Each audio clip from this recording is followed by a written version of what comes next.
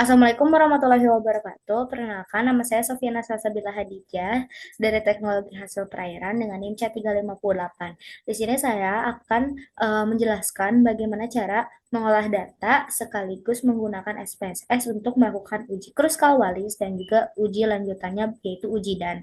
Di sini saya memiliki data tentang bagaimana produk jelly yang di sini tuh ada tiga jenis produk jelly.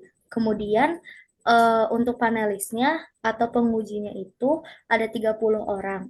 30 orang setiap total ya. Jadi sehingga total dari eh, datanya itu kita punya 90 data karena kita punya tiga eh, perlakuan ya atau tiga jelly tadi.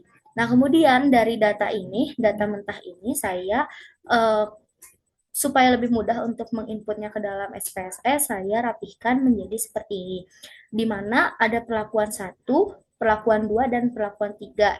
Perlakuan satu itu adalah jeli satu, perlakuan 2 adalah jeli 2, dan perlakuan 3 adalah jeli 3.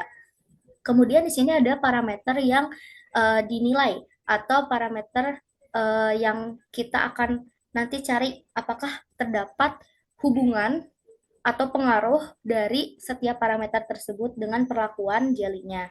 Dan di sini juga sudah saya input dan saya rapikan seperti ini. Selanjutnya, kita akan melakukan uji pada SPSS. Yang mana sih Nah, Aspen? selanjutnya ini kita sudah pindah ke dalam SPSS dan kita masuk ke bagian variable view. Pada variable view itu saya masukkan ada perlakuan dia nanti kita isi measure-nya sebagai ordinal, kemudian 5 parameter lainnya yaitu ada kenampakan, warna, aroma, rasa, dan tekstur. Untuk uji yang pertama atau Kruskal-Wallis itu kita cek checklist atau maksudnya kita bagian measure-nya itu kita isi sebagai nominal. Selanjutnya, setelah kita berhasil menginput, kita masukkan juga nih data yang sudah kita rapikan pada table ke dalam data view. Nanti kalau sudah rapih seperti ini, sorry ada yang nggak ke input ya datanya. Ya ini kalau misalnya sudah seperti ini, kita tinggal melakukan uji Kruskal-Wallis. Bagaimana caranya? Itu kita dengan klik Analyze. Kemudian di sini kita mencari non-parametric test.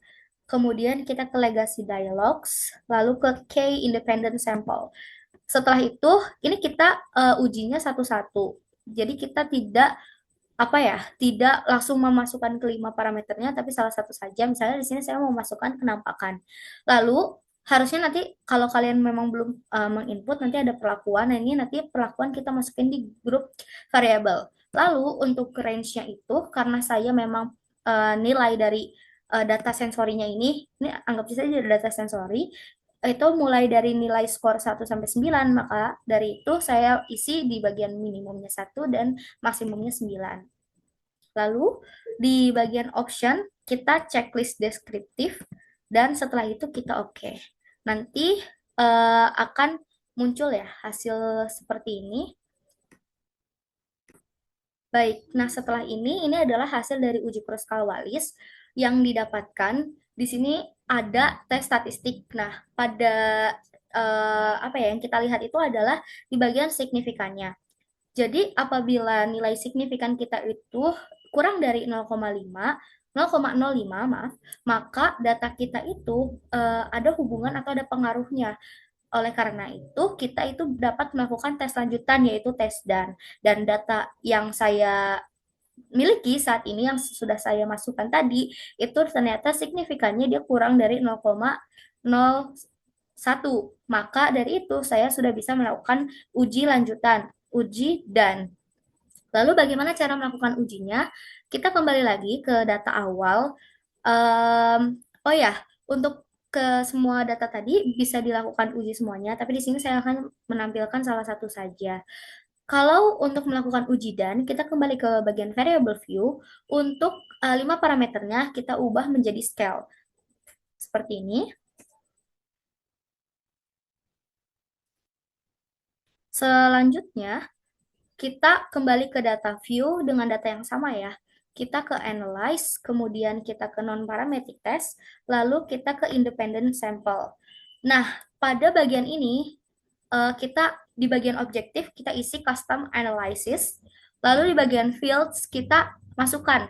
Untuk ini ya, tadi, yang perlakuan itu kita masukkan ke sini, dan ini kalian bebas, intinya satu-satu saja dimasukkan. Saya sekarang mau memasukkan yang pertama itu adalah kenampakannya.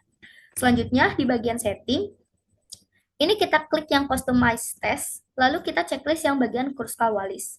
Setelah itu kita bisa run. Seperti ini. Oke, ini nanti hasilnya seperti ini.